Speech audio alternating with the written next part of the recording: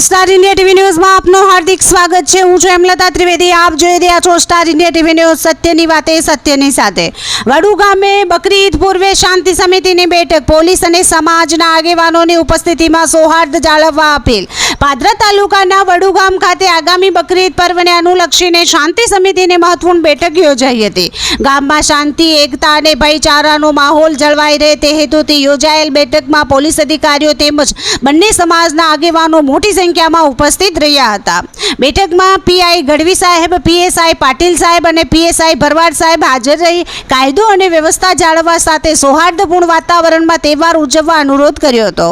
આ પ્રસંગે તાલુકા પંચાયતના ભાજપના સભ્ય મદાર બાપુ તેમજ વડુ ગામના સરપંચ હેમરાજભાઈ પણ ખાસ ઉપસ્થિત રહ્યા હતા।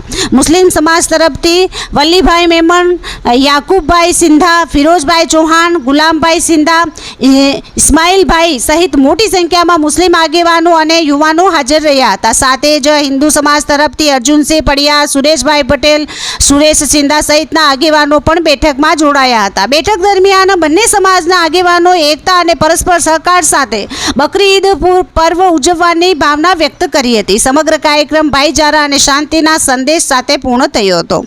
Star India TV news reporter Sagir Diwan, Vadu, Padra.